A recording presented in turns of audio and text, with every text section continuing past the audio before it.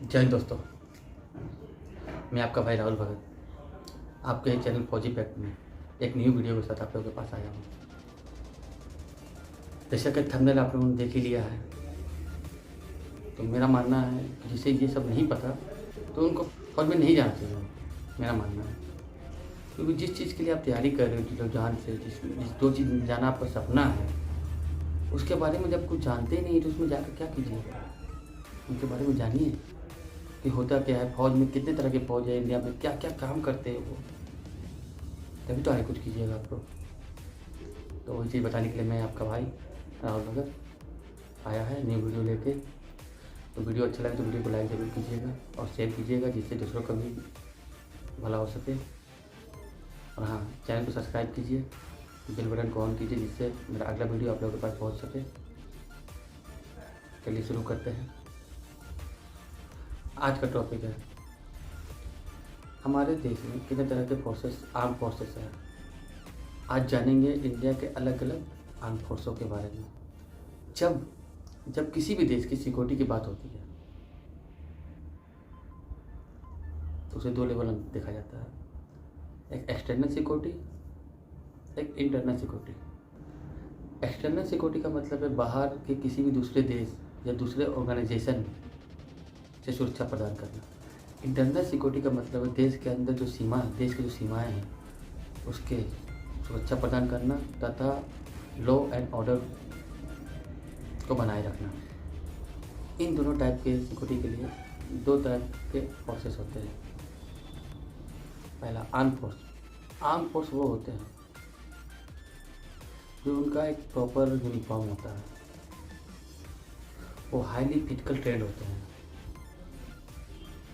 वो हमेशा हथियारबंद होते हैं और इधर इन्वेस्टिगेशन डिपार्टमेंट जो होते हैं उनका कोई स्पेशल यूनिफॉर्म नहीं होता। उनका काम होता है कि डिफरेंट तरह के डाटा को कलेक्ट करना, उसको डिकोड करना तथा फिर इन्वेस्टिगेशन करना। इस वीडियो में हम सिर्फ आर्म फोर्स की ही बातें करेंगे। इंडिया में जनरली दो तरह के आर्म फोर्स होते हैं, एक इंडियन आर्म फोर्स, एक CAPF, central arm police force. Indian arm force India के डिफेंस फोर्सेस को कहा जाता है। ये मिनिस्ट्री ऑफ डिफेंस के अंदर होते हैं, इसीलिए इसे डिफेंस फोर्सेस भी कहा जाता है। इनका प्राइमरी काम होता है देश की एक्सटर्नल सिक्योरिटी को बनाए रखना और इंडिया की सीमाओं की सुरक्षा करना। इंडियन आर्म फोर्स में 3 मिलिट्री सर्विसेज आती है। पहला इंडियन आर्मी, दूसरा इंडियन एयरफोर्स, तीसरा इंडियन नेवी। इंडियन आर्मी का काम होता है देश के सभी एक्टिव बॉर्डर्स को प्रोटेक्ट करना और वहाँ टेररिज्म जैसे एक्टिविटी को रोकना। किसी भी देश से अगर किसी तरह की वार लेवल की सिचुएशन आती है तो ज़मीन लेवल पे इंडियन आर्मी ही फाइट करती है। दूसरा इंडियन नेवी।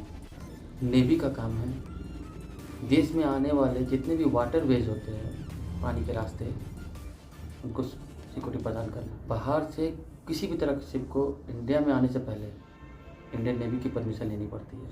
सिंपल भाषा में बोला जाए, इंडियन नेवी जो है पानी के रास्ते से किसी भी अटैक को होने से प्रोटेक्ट करती है।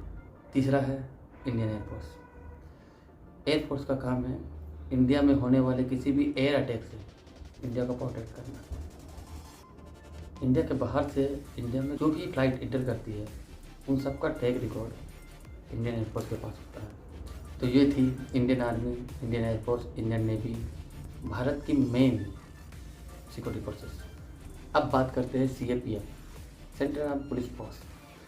इनका काम होता है देश के इंटरनल सिक्योरिटी को देखना। इंटरनल सिक्योरिटी की जिम्मेदारी होम मिनिस्ट्री की होती है, इसलिए ये मिनिस्ट्री ऑफ होम अफेयर्स के अंदर आते हैं। CAPF के अंदर बहुत सारी फोर्स है।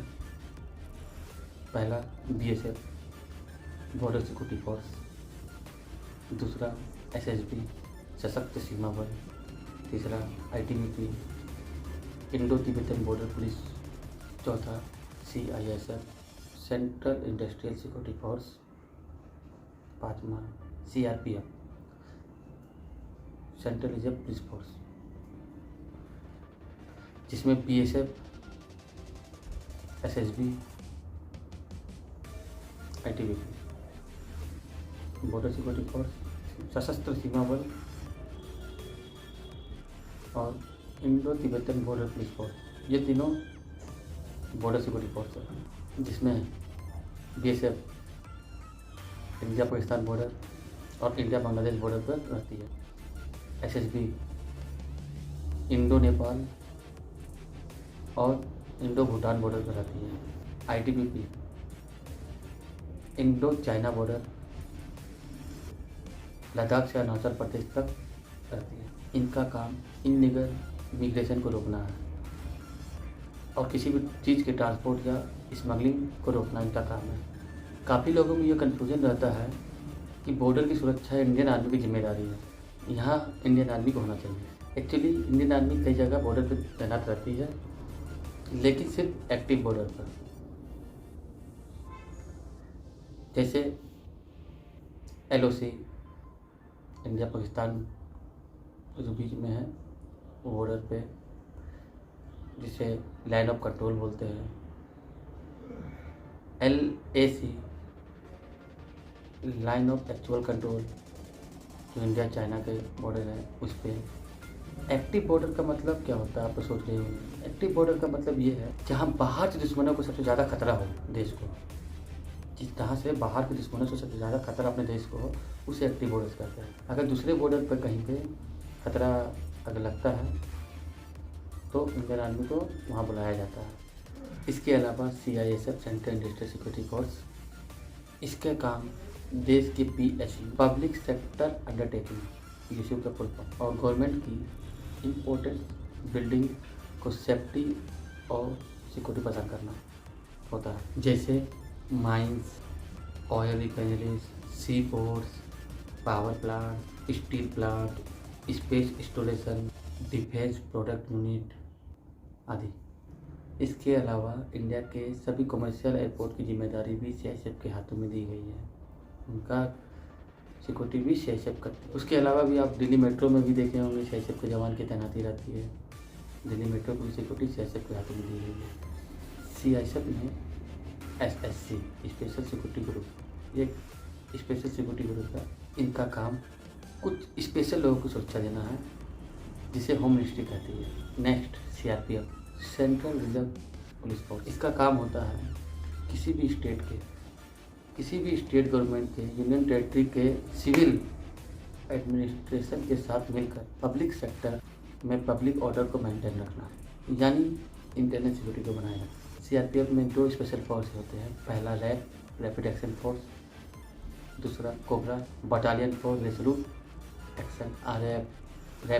रैप का काम होता है कहीं भी अगर राइड्स हो जाए तो उसे कंट्रोल करना, और कोबरा कमांडोज का काम होता है म्यूइस्ट और जंगल इंसर्जन के खिलाफ लड़ना, जो भी स्टेट के लिए खतरा हो।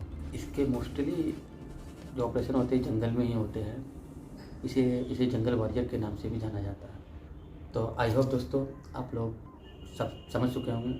इसके अलावा भी कुछ स्पेशल फोर्सेस से बचे हुए हैं जिसको मैंने नहीं बताया है, तो उसके बारे में आप लोग जानना चाहते हैं तो कमेंट में ज़रूर लिखें कि हाँ इसमें SPG, NSG, स्पेशल फ्रंटियर और उसके बाद समय पर इनके बारे में बताना, अगर चाहते हो जानना इनके बारे में बताऊँगा, कि वीडियो बहुत ज़्यादा लंबा हो जा रहा है। इसीलिए अगर आप लोगों को वीडियो अच्छा लगे तो प्लीज़ कमेंट, लाइक, शेयर सब कीजिएगा। तो मिलते हैं एक न्यू वीडियो के साथ में।